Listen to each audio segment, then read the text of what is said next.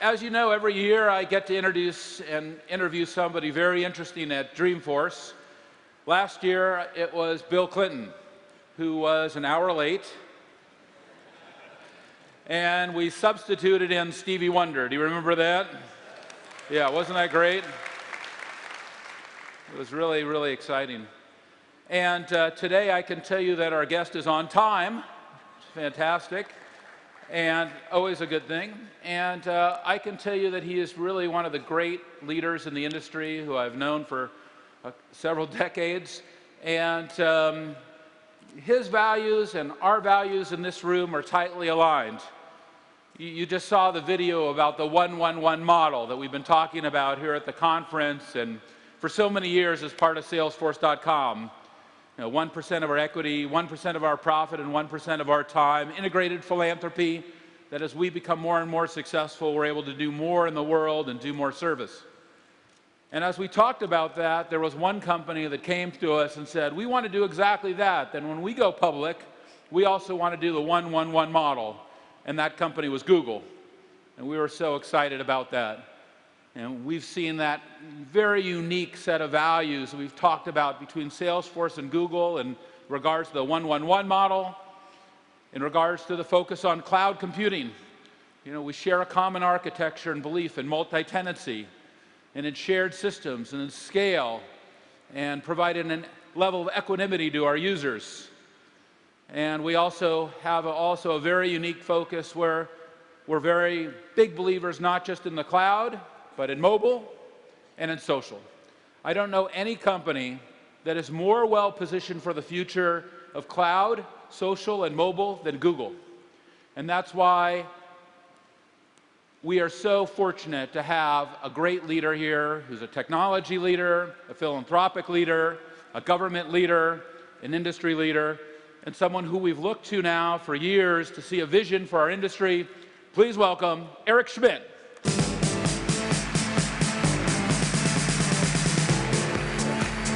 Thank you, Mark.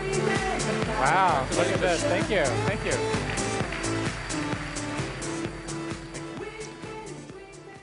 All right. Well, welcome, Eric, to Dreamforce once again. So thrilled to have you here. Well, thank you very much. I feel like we've done this every few years. We finally got it working. We got it working, and it's amazing. It's a little bigger this year. A few more people in the room. I was talking about cloud computing. Cloud computing. We talked about it 20 years ago. Talked about it 20 years ago. So do you remember the announcement we made in 1997? Why don't you tell everybody here about that? It's the one that didn't sell any. It's called the network computer. The network computer, I remember that very well. We were right 15 years ago. We just had to wait for the technology to catch up. I think it's called the Android phone today, actually. Okay, thank you for that plug. I know a good setup when I see one, Eric.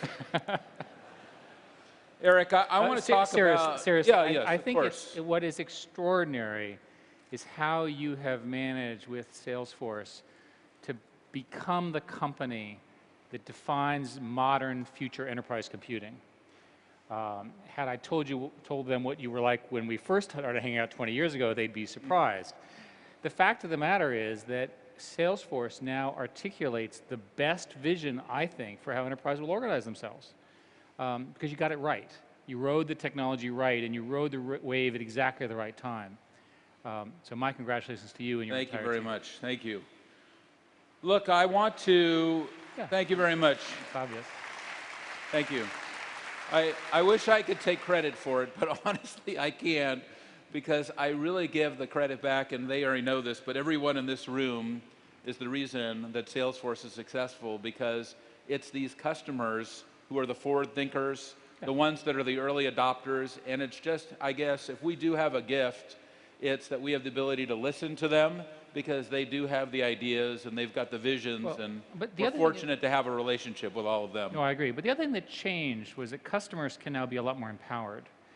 With the architecture that you built on, that you empower, people can now, they don't have to build these very complicated systems that are sort of turnkey. Now you can take a combination of languages, libraries, and so forth, and build these new platforms. And that's the biggest change. It used to be that to do anything in the enterprise, you had to spend $5 million and wait 2 years, and it was always 5 years late, or something like that. And we were all part of that problem. 10 years ago. You don't have to do that anymore. You know, I want to talk to you about the future, but before we do that, I want to go into the past with you. And I guess one of the opportunities that we have together, you know, we've known each other so many years, I'd like to go back to when you were one of the first 100 employees in Sun Microsystems. You were an amazing visionary then. And I think that was 1982, 1983. Right. And you know, you had a huge vision. You were the chief technology officer at Sun Microsystems. You were working with some amazing computer scientists, with Scott McNeely, with Vinod Khosla, with Bill Joy, and so many, James Gosling, so many great computer scientists. And you had this vision for the future of our industry at Sun. Tell us about that. What were those times like? I mean, that really set the stage for today. You know, what were you thinking about then? Well, it's interesting that Sun rode the early Unix adoption wave. And Sun was the best implementation of Unix at the time.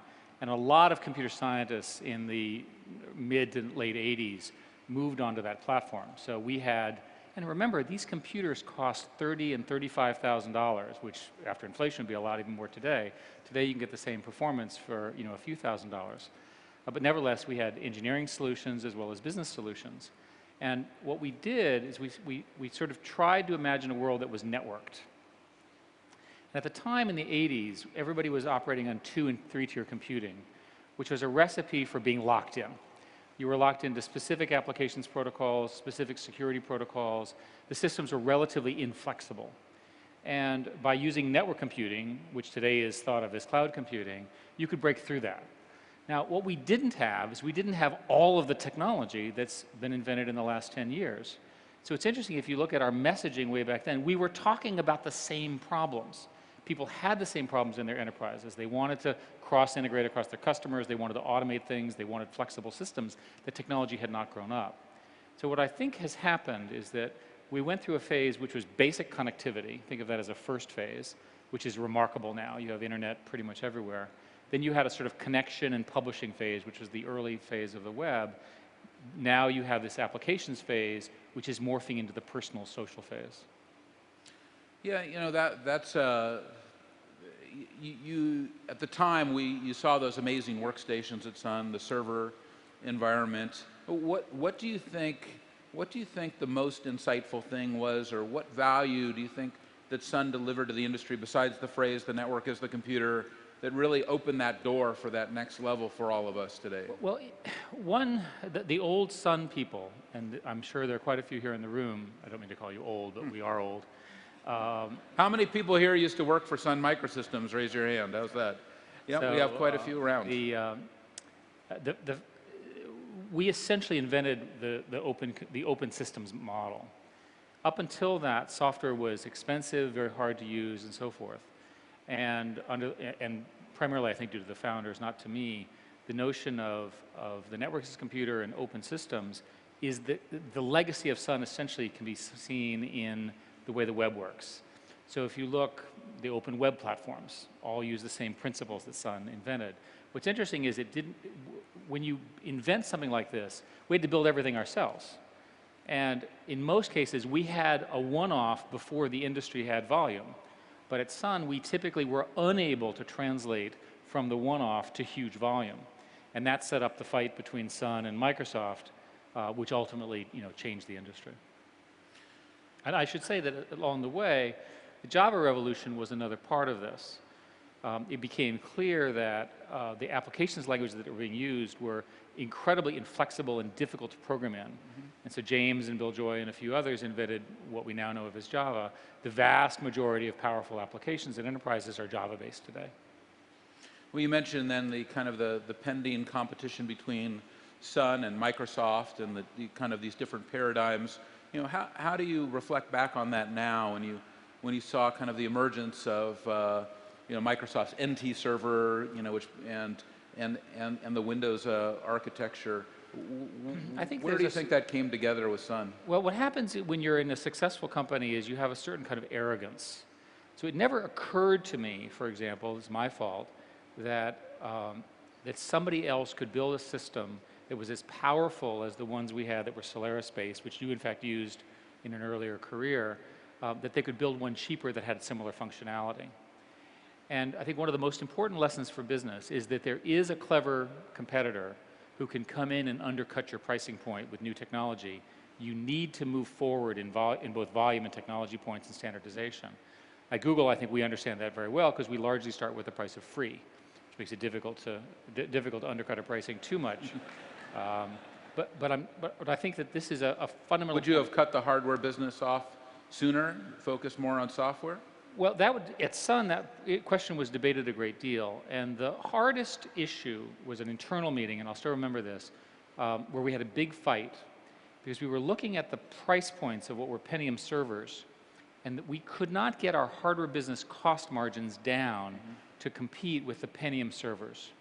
And that was the point when I should have said, oh my God, we have to have a different strategy. We have to become more vertical or more specialized or so forth. But if you're in a horizontal volume business and a new entrant comes in with a similar price and you can't get your margins down and your volumes up for whatever reason, your distribution channel, your marketing costs, your manufacturing, poor management, you know, me, whatever, fix it. So do you think that was the seminal moment then? Yeah. Do you remember a specific meeting or a specific time? I do, and we had quite an argument about this. This was in 1993, 1994. This is Scott and the whole team. The usual suspects. And what happened was the issues that Sun had, and I say this with respect to Sun because it was a great company, were masked by the bubble. And you know, bubbles make everything good, right? Bring back the bubble, right? Everyone is more handsome, lives longer, is, you know, whatever in bubbles. And the bubble sort of created a lot of artificial demand, which then extended that particular technology platform for another 5 to 10 years. It also then set up the transformation to where we are today. Now, you moved from Sun into another battle with Microsoft when you went to Novell as the CEO. And of course, Novell had really pioneered the whole concept of, you know, NetWare, the netware loadable modules, I remember extremely well. A lot of operating system and server breakthroughs, SPX, IPX, and if I get that, I haven't used that term in a while. I don't know where that came from. It just flew in. And, you know, what do you think NetWare and Novell's challenges were against Microsoft in the server world? Well, originally in networking, there was not agreement on standardized TCP/IP, which we all have agreed to today, and there were a proprietary version called IPS XPS that in fact was the dominant one, which had been invented by a team out of University of Utah in Provo, which ultimately became Novell.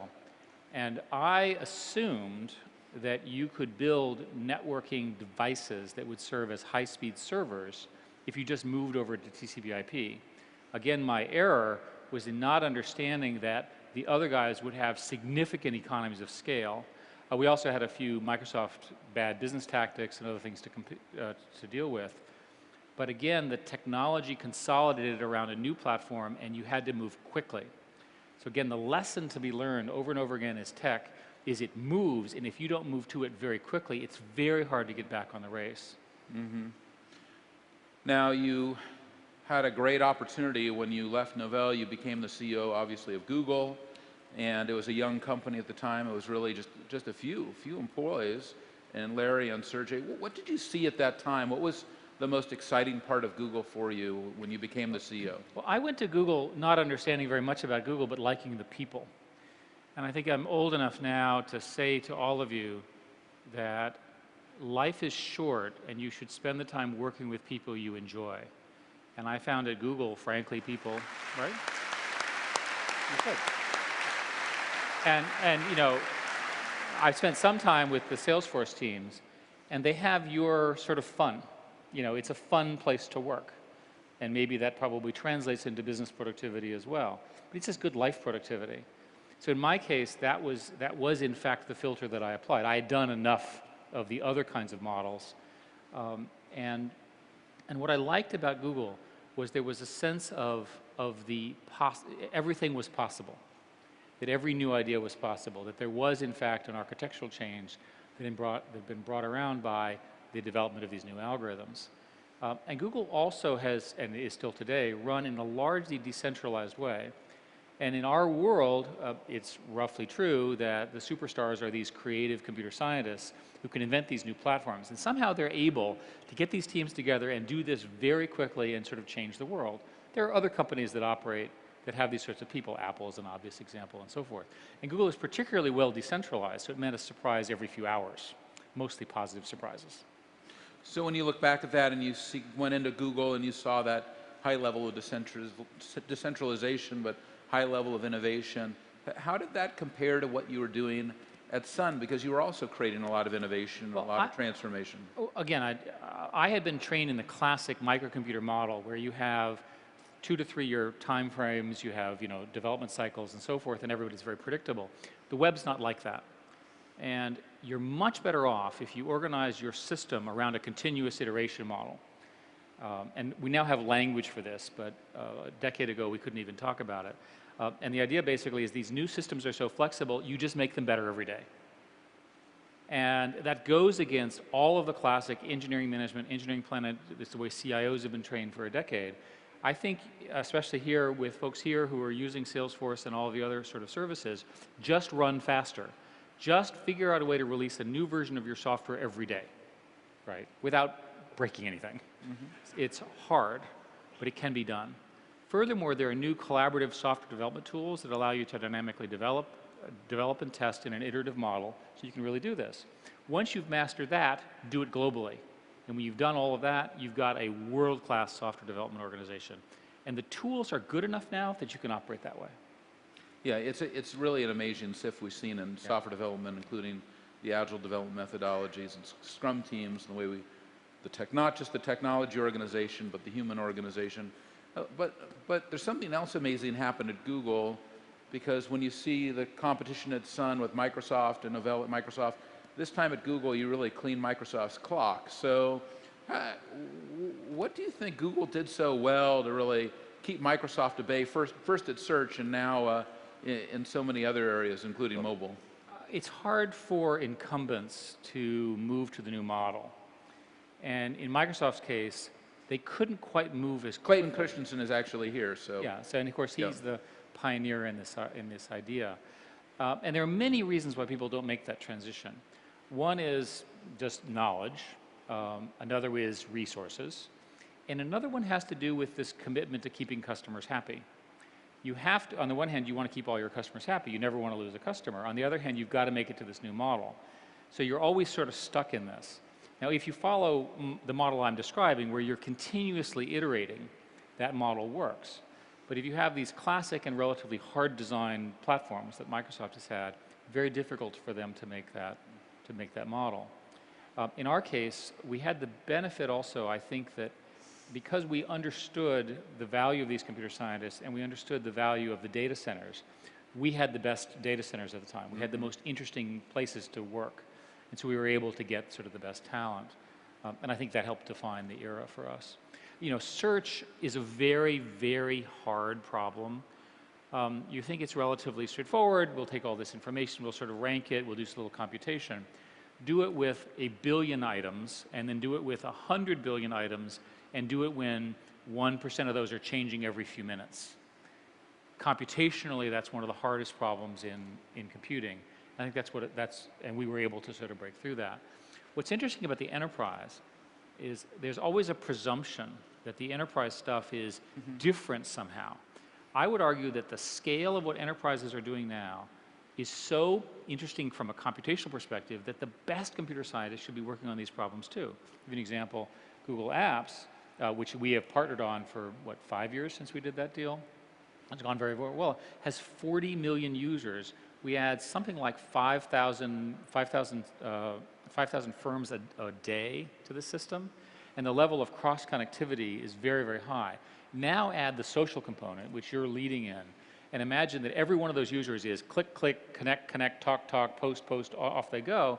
You have a very hard technical problem. And so again, enterprise computing ends up having all of these scale problems that we see in the consumer as well. You know a lot about enterprise software. You've been on the board of enterprise software companies. How do you see that shift happening as we're moving forward? Do you see momentum? Yes. What's interesting is that many people doubted that the cloud computing apps model would work. If you go back to the year before you guys went public and you read the reports, the conventional wisdom was that these were toy systems, that they were not going to be reliable, that people would not store their information in the cloud. And that was all wrong.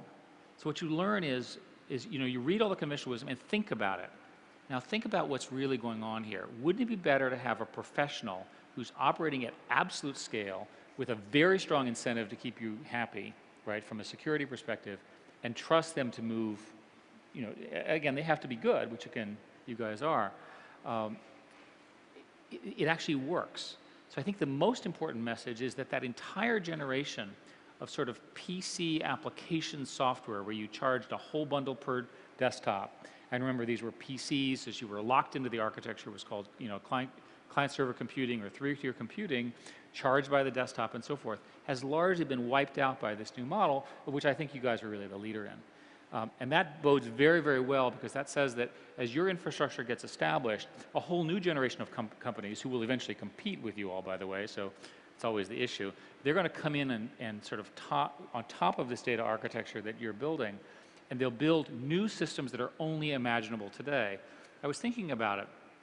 If you have the Salesforce architecture, at least as I understand the way you guys have built it, you have a unified database around customers. You have a single point where you understand what all your customers are doing, and then you federate out to all the different application services. So you have the solution for the philanthropy, and the solution for the support groups, and the solution for the sales groups, all against one common database. I think that's a layman's summary of your architecture.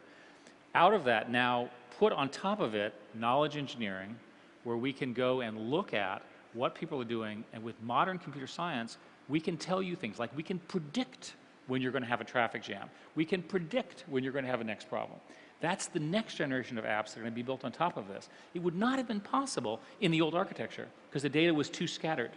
It was all in all those rotating disks on those PCs. You couldn't analyze it. We saw that also with Larry Brilliant, right, when he started to see that with Google search, and he saw when a certain number of people started searching on certain flu symptoms in any one particular geography, he could predict there was about to be a flu outbreak. No, I mean, I'll give you the consumer example is easy. Everybody's using Android phones. The Android phone, again, this has to be with your permission.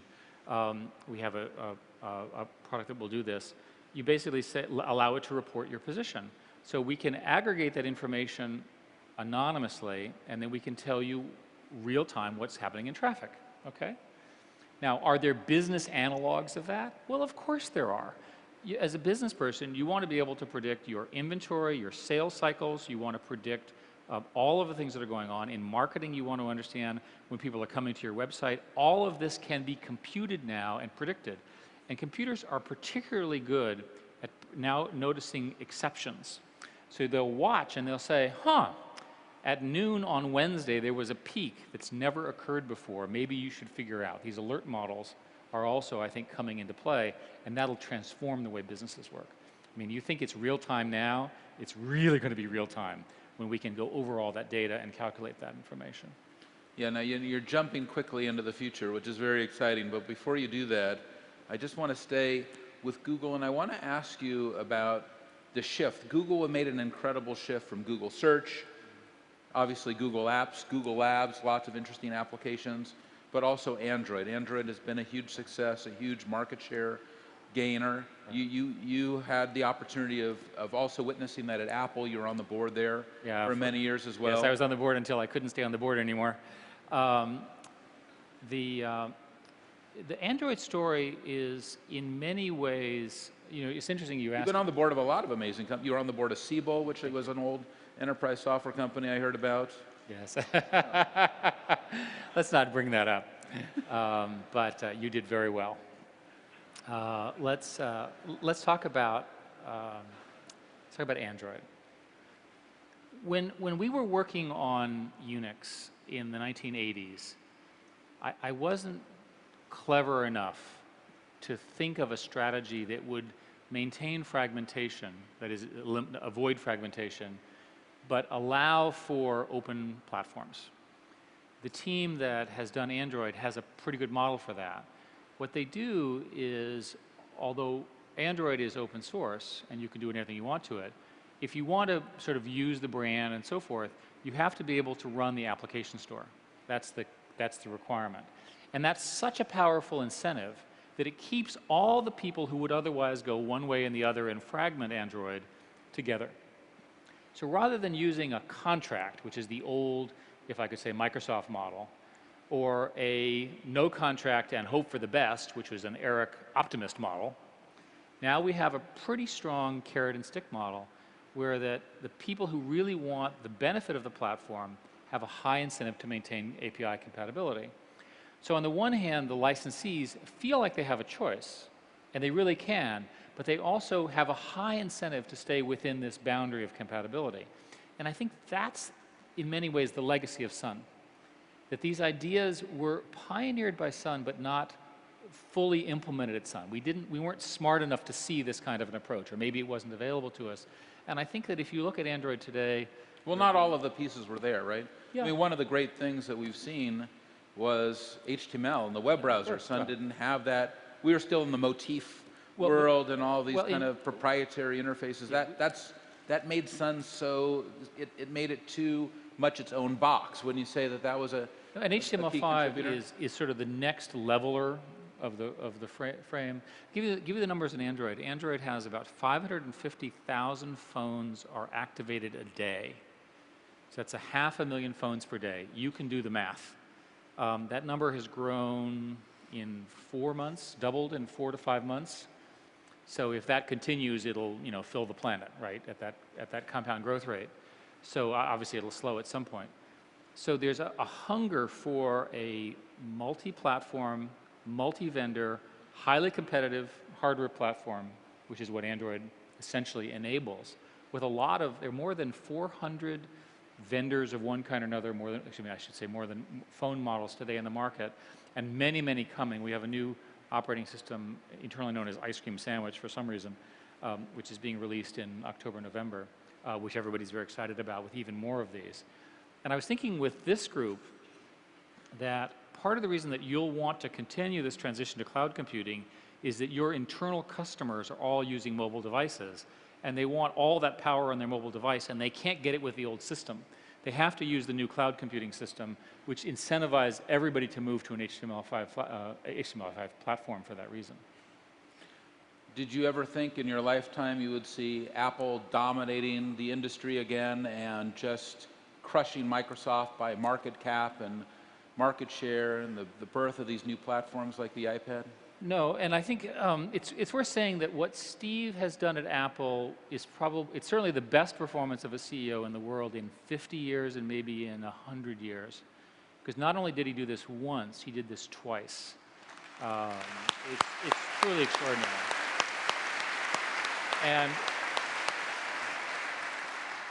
And I think we've all benefited by that extraordinary innovation at Apple, and I say that as a very proud board member, former board member. And I think that what's interesting about Apple is that it's the rare company that can move to the new platform and get it right.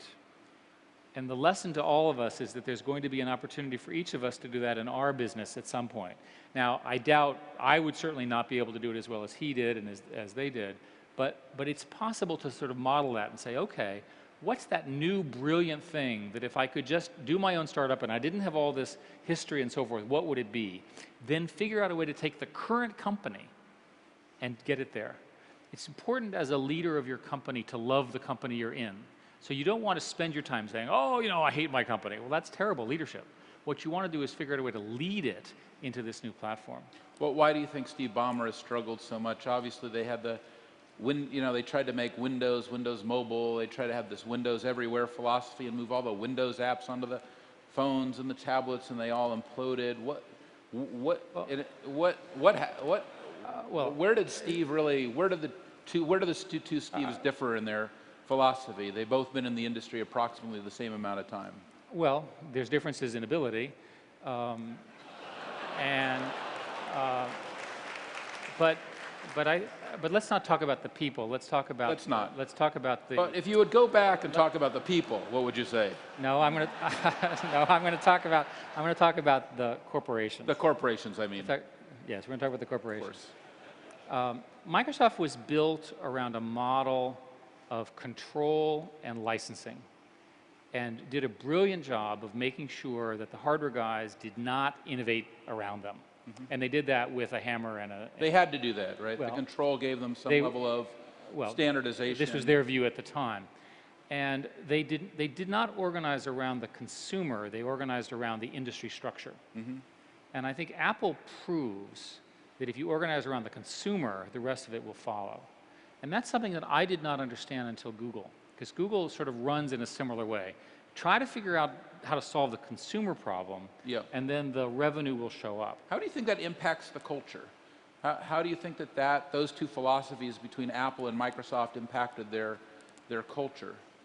Well, the simplest example is take a look at the complexity of a Microsoft product versus the simplicity of these other platforms, whether it's the Apple platforms where the complexity is hard to find or hidden. And remember, by the way, Apple is built on top of an equivalent of Unix. So all that complexity is there, but it's hidden. The old Next platform, right? Literally, I can go in and use it in the old way. Whereas the Microsoft platforms expose that complexity. Now, as a computer scientist, I love that complexity, and it never occurred to me that people wouldn't love this complexity. So the average person, I mean, I'm the kind of guy who would repair his car at the age of 16. The average person doesn't want to do that. And I think what we learned another way of saying this is that the industry grew up in a series of stages where you had engineers who were trying to solve technical problems and they had relatively little of a sense of what consumers really wanted, to now generations, and let's talk about Facebook as an example, where they have a brilliant understanding of what that specific customer wants. And the technology just sort of enables that vision. And you see that with each of these new entrants coming in. And I think that's if you will, over 2 decades, that's been the big shift. And that means that your customers changed. What I would argue about enterprises, and this is an important, I mean, I love the enterprise business. This is a business I've been in for 30 years. And so it's, it's great to see how well we're all doing, that you're doing. Our business is, of course, flourishing in the enterprise. Is that if we just got a few more of the products in place in the enterprise, you'd see the same consumer revolution inside the enterprise that you do outside. That the integration of the tools and the sort of the ease of use, which has eluded enterprise platforms, is now possible because of cloud computing. And it's not because they're not any more complex. They are very complicated, but we can now layer that using modern API libraries, HTML, so forth and so on. So, when you look back at the last 30 years, you've met all these amazing leaders. When you see Mark Zuckerberg, who's kind of leading a social revolution we've been talking about here, who does he most remind you of all the people that you've met along the way? Well, I think what Mark has done is really impressive. I think it's, especially when he faced really difficult choices. People forget that 6 years ago they were under great attack. MySpace was winning.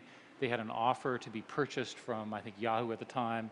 But he made some important and fundamental decisions at a very young age. And I think he will be seen in the context of one of the great leaders of our industry. And I think it's important to say that there's going to be one after him, just as there was one after my contemporaries. And I think you and I have known each other for a long time. It's interesting that having been in this year for a while, we know there's another one coming. Yeah. If I could just figure out which one it could be, and I wish I could see it. What I do know is that the next generation of these leaders will be something involving mobile, local, and social, which are the terms we use today for the way people live and work, right? So we've exhausted, the legacy, if you will, of the Xerox. And real time also. Well, real time, obviously, video and so forth. If you go back to the history of PC platforms, they were essentially invented in Xerox PARC, where I worked in the mid-'70s. And so you have something which is, 35, 40 years old. We've exhausted what can be done with that kind of a platform. There's a new kind of platform, which is this powerful programming platform, the quick hits, the quick ways, the quick knowledge, the quick access to information, And there's a new generation that will emerge that will use that. And the way to see this is to say, I've been pushing this message around mobile first. I've been arguing for a while, this is certainly true at Google, and I suspect with you as well, that the top programmers are now building mobile applications first.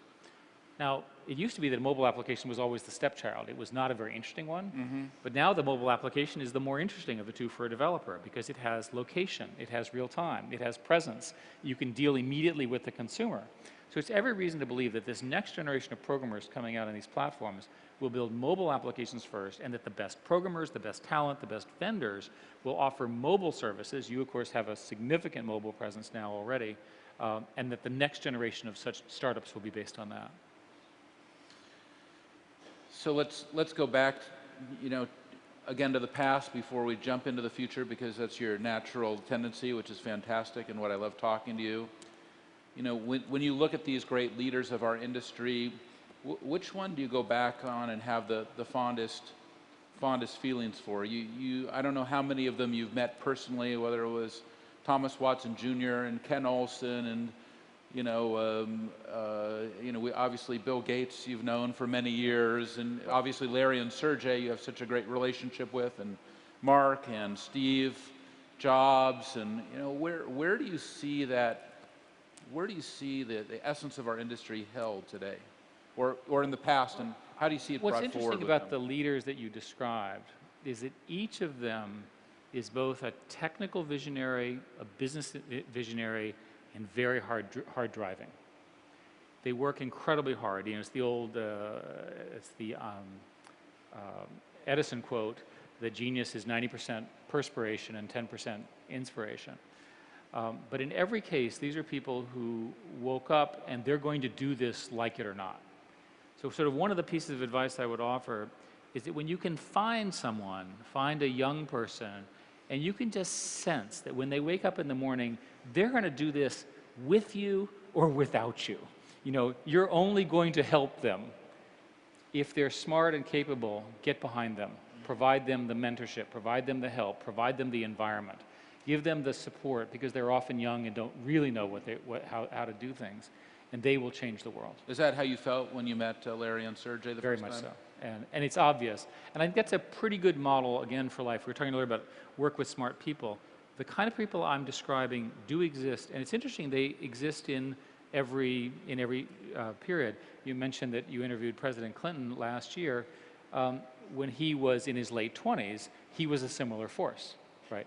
And you could have, had you followed my rule, said, oh, this is an interesting person, I'll follow his or her career. If you look at President Obama, similar. You could see the breakout in their late 20s. So there's every reason to believe that you should keep your eye on these sorts of people. What's nice about corporations is these people show up. Do you feel that way about Sarah Palin as well? Let's say I focus on education as an important criteria.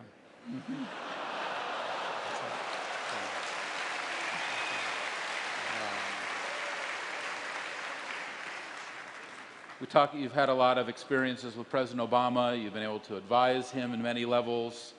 What kind of advice do you have for him today in terms of getting our economy rolling and growing and job creation? Obviously, we see a lot of growth in our industry, in your company, in my company, and in this room.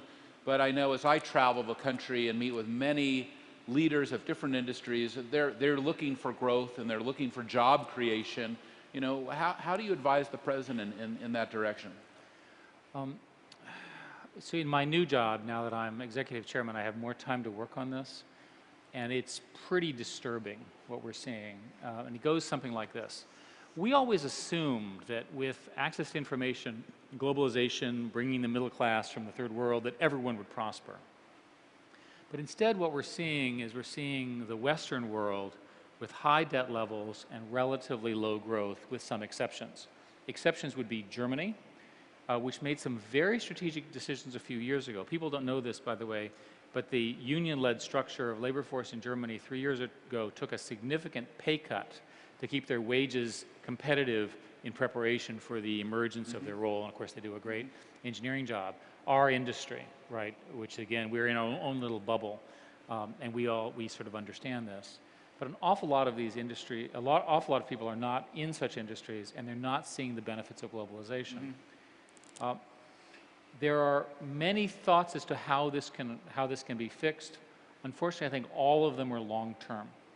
If you look, the Western world has largely run out of short-term stimulus ideas.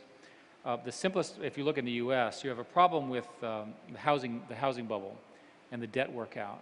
And people have not come up with a system which would allow the repricing of mortgage debt, except for this rather unusual proposal to increase inflation, which is sort of interesting. In other words, if you increase inflation, everyone essentially pays back the debt with cheaper dollars, which of course goes against all of our traditional orthodoxy. So that's an interesting idea. So you have that problem, and then you have the problem of where's the growth going to come from, because you need to grow into another place. If you think it's bad here, by the way, go to Japan, where not only have they had the terrible tragedy of the tsunami and the nuclear fallout, but they have a very high currency. So they can't even export their way out of this growth problem, and they have a very aging population. So I think the sort of policy answers go something like this. You need to focus on getting a better educated workforce, and there are a lot of things that can be done there, and almost none of it's actually occurring, and everyone's talking about it. One of the things I've learned about the internet, by the way, is that everyone feels like they're being heard and nothing changes, right? So the good news is you can be heard. That's no longer the criteria by which activism should be judged, right? It should be judged based on outcomes. But I think the one on education matters a lot.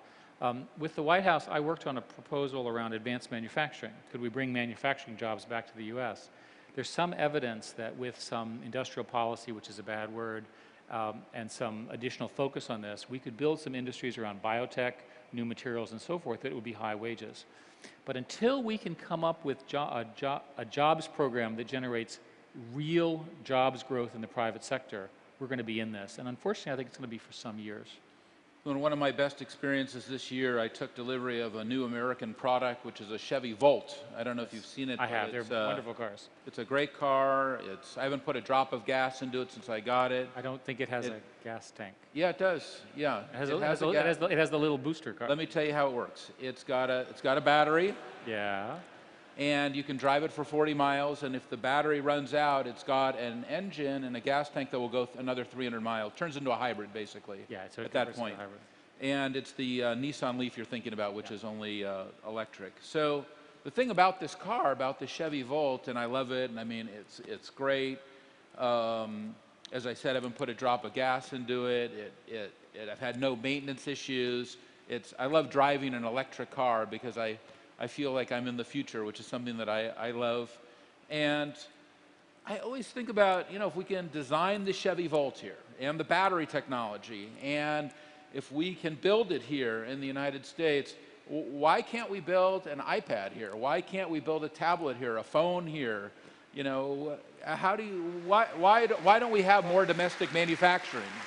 We actually looked at this question, and I assumed that it was labor costs. I assumed it was because we had low quality, low wage labor in these typically Asian countries, which is a stereotype everybody has. It's not true.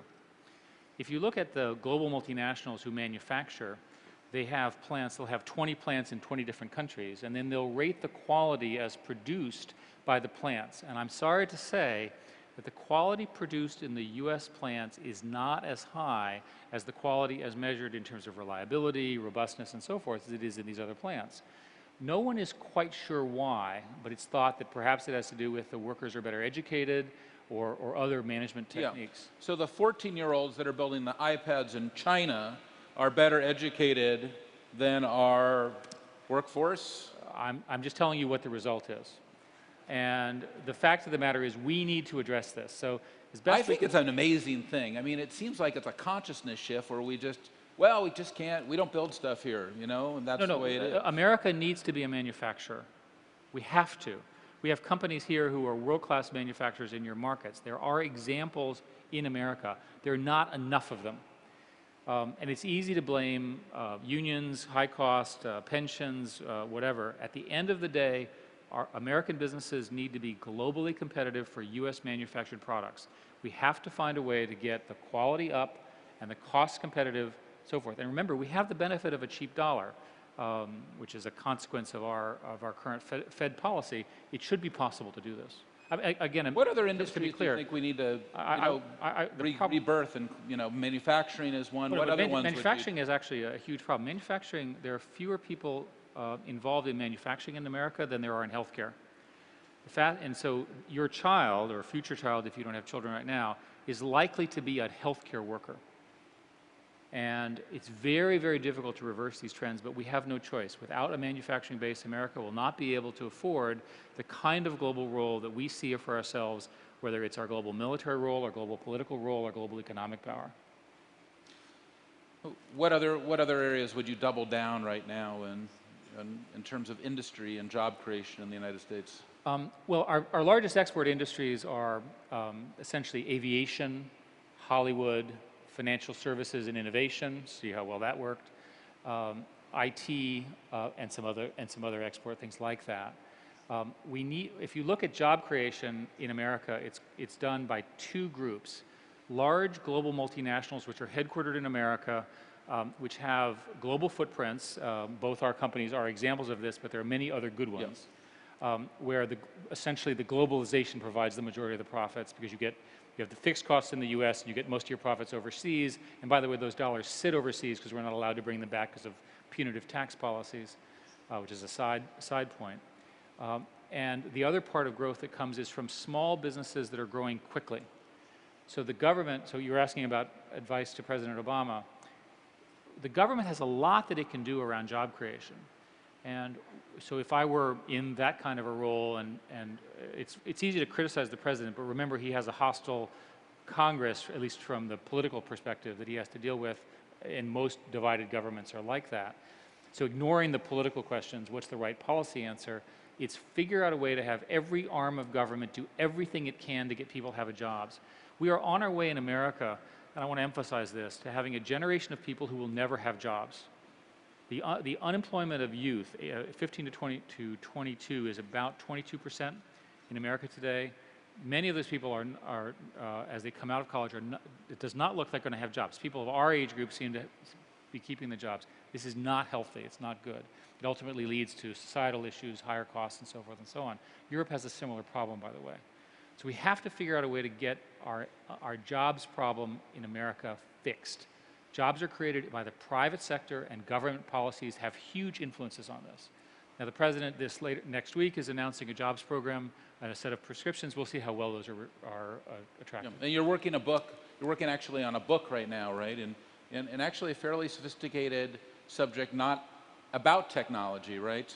Can you tell us a little about that? I became interested in how governments deal with technology, partly because I spent a lot of time with government officials. They're very nice, and I have a conversation with them, and they are some of the nicest people I have met. Yes, they're all very nice. And you sit there and you go, and they go like this: yes, yes, yes. I've learned that means that I'm acknowledging, Eric, that you're telling me something. And so the gap between our world of what is possible, the implications, what they can do, and the reality of the world that politicians, and not just in the US, but all around the world, live in is huge. And I've come to believe that our industry, and this is perhaps arrogant on my part, that our industry is going to have a much greater impact on governments than we thought. Let me give you a thought experiment.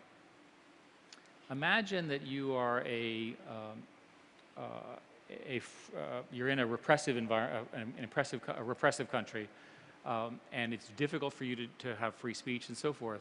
And so you build tools which allow you to have a conversation without any inspection by the secret police. So you're in the equivalent of East Germany, and there are plenty of examples of this today.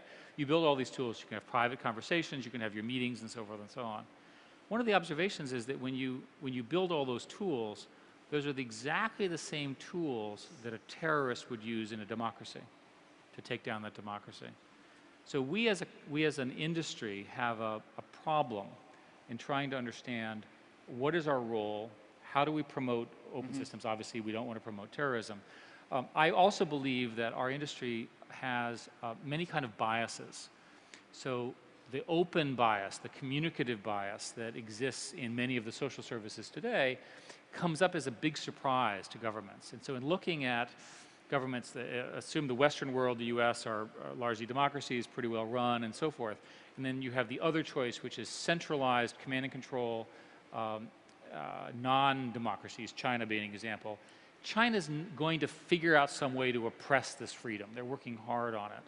But a lot of countries are not democracies, and they're not strong enough to prevent their citizens from getting the kind of technology that we pioneer. So as we go into these countries and as we put in iPhones and Android phones, we want to make sure that American democracy, communications values are the ones that get set, right? And has that become Arab Spring? Yeah, and a classic example here is that a combination of unrest, information about the corruption in Tunisia and so forth, ultimately led to a series of actions from some very courageous people using these tools, which were naturally open. An interesting story about Egypt is that the Egyptian government, after a while, became so concerned about the use of the internet that they shut down the internet, and they started SMSing essentially fake messages to the citizens. And citizens are not stupid, they understood that they were largely fake. But the interesting feedback from the Egyptians is that they knew something really bad was happening when they had to shut down the most important thing that they were using. And that in fact it was probably a mistake to shut it down, because most people were sitting at home having a good time. They were not out on the streets demonstrating. So I would argue that the internet is so fundamental now to the way these societies work that there is a hard bargain that has to be struck between repressive regimes and the internet has a pretty good chance of having a pretty fair fight against a lot of these leaders. So taking that into consideration, this kind of American philosophy of transparency and democratization of information, why do we have this kind of disintermediation between Washington and the rest of the country, that it seems like our leadership is disconnected from our democracy? Well, it's possible for political systems to fail, right? There's a lot of literature that political systems, and I'm an optimist about America, and I think that we have been through worse. You know, think about if you were a dad in 1942 and you're watching your 18-year-old son going off to war, you're having a pretty bad day. We've managed as a country to get through this, so I believe that. I do think that there's a set of structural problems in America that are quite real. A lot of it has to do with the fact that our seats are very safe because of computerized gerrymandering of the districts. There's relatively little real competition at the sort of, so that tends to drive a division. And the other thing is the technology used to do instant polling. So politicians tend to react to what voters want very Is that tightly. the head nodding you're referring to? That's right. So the sum of all of that means that I think we have to sort of think about a system where the incentives are so strongly tied to specific self-interest, of which there are ones on both sides, so I'm not picking a side here, and come up with a way to lessen those. It's been made significantly worse by the campaign finance issues, where again huge amounts of money are going into the government, and that has, I think, in my view, certainly perpetuated a lot of the things. If you go back to the 2008 crisis, there was very, very real harm done to Americans, and yet almost no one has paid a significant price for what they did. It was a real policy failure. It's a terrible thing. Right? So that's evidence of a system that's a little bit rigged. And I'm using strong words here, and I don't mean in an illegal way, but I mean in a structural way. So when you become president, how do you plan to change I'm this? certainly not going to do that.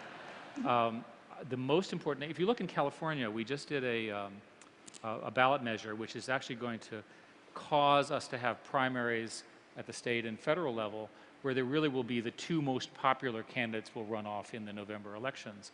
And it's thought, and we'll run that experiment, it's thought that that will produce more centrist outcomes. What's interesting is that, another example, if you think about it, our government today is fighting over the spoils of money that we don't have, right? So the debt issue is an argument over spending money that we don't have, okay? So, and there's no limit to the amount of money that we don't have, okay? So it's in your interest, if you're a special interest, to get your fella, you know, or lady, whatever, to go in there and fight for your share of money that we don't have. And at the core of it, until we sort of address that, and the problem gets significantly worse over the next 8 to 10 years because of healthcare. If you look at the Deficit Commission, which is the December release on a public policy basis, all the debates we have, whether it's taxing the rich, changing the structure of the military, food stamps, whatever you care about, has nothing to do with this issue. All of the things we're fighting about have no bearing on the cost structure of our government. It's all about health care, and whether it's Medicare, Medicaid, and so forth and so on. And we're not having that conversation as a country. One of the things that Google just did was they just made an aggressive acquisition of Motorola, and when you made the acquisition, you cited it was to pick up the patents for a few $1 billion that you needed those.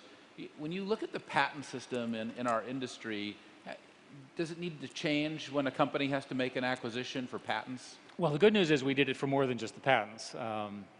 I think we actually believe that the Motorola team has some amazing products coming. Products that we've worked with so far are really quite good. Of course, the way our laws work is we announce the acquisition, we have a very nice deal with them, and then we'll wait for federal approval or however that goes, but maybe 6 months or 9 months, something like that. But we're actually very excited about the product line and so forth. Mm-hmm. And to use the Motorola brand and product architecture and the engineers and creative people, I mean, these guys invented the Razr. It's a great organization. It's a great organization. You've worked with them as a Salesforce customer, I believe. And we know them well because they are Google Apps customers as well. Walt is here in the room, and on and on and on. So we did it for those reasons. And I think having at least one area where we can do integrated hardware and software and learn from that probably produces better products. But to answer your patent question, the patent issues are terrible. It looks like in the 1990s and early 2000s, there were a lot of software patents that were issued that were very broad. And the industry is now spending a lot of time invalidating previous patents. And after a consortium went after the Northern Telecom patents, and I think they were going to go for, everybody thought about $1 billion, and they went for $4.5 billion. We dropped out after a while because it got too pricey. All of a sudden, the values of all these sort of questionable patents just went up and up and up. I, of course, suggested that the correct way to solve the patent problem was to take all the patents as they're published and crowdsource them. In other words, say, here's a proposal for patent. Would everybody comment and see if there's any prior art? Because these poor people in the patent office are overburdened. The only problem with my proposal is it's illegal, right? That in fact, the way the patent system works precisely does not allow for that kind of disclosure. So there is legislation that's in the Senate, which we hope will pass this year, which will both fund the patent office much more and give them the rights to kick out a lot of these patents earlier. But I think that we were fortunate as a software industry that it was not an industry that was defined by patents. It was defined by creativity. With this new sort of patent fights that are coming, I'm worried that these overbroad patents will somehow slow it down. A company like Google, and I want to be clear here, a company like Google has the money to go and fight these wars. We have very, very smart patent attorneys. By the way, you all may not know, but all the essentially all the patent fights that are interesting are done in one district called the East District Court of Texas. How this is possible is beyond me. But again, it just doesn't feel quite right. Patents are important, but let's do them in a way that's systematic. Let me ask you, what are you most excited about in our industry right now? The union of this new platform. Cloud computing is something we've talked about for a long time. And the servers, the architecture are now in place. So we take it for granted that your device can talk to your network, it can talk to your servers, it can do it in security. What I'm most excited about is what this next generation of entrepreneurs can do on top of that platform. The combination of things. An example would be, I'm walking down the street and my phone, since the phone sort of is attached to me, and again, this is all with my permission, my phone can tell me where I've been, it can tell me a little bit, I mean, I was at this hotel 10 years ago and I like this room, this is the people I met, and so forth and so on. For young people, if you look at Foursquare and those kinds of applications, there's a very high social component. But you can imagine as this technology goes along, the phone can suggest things, and again, all with your permission. It can suggest ideas, places to go, people to meet, people who are like you, right? All of those things are now possible with a new generation of apps that are on top of this data-centric architecture that you and others are building. At the beginning, I said there's no company probably better positioned for mobile, Android, for social, Google+, for cloud, your fundamental multi-tenancy architecture and your data center architecture in the technology industry.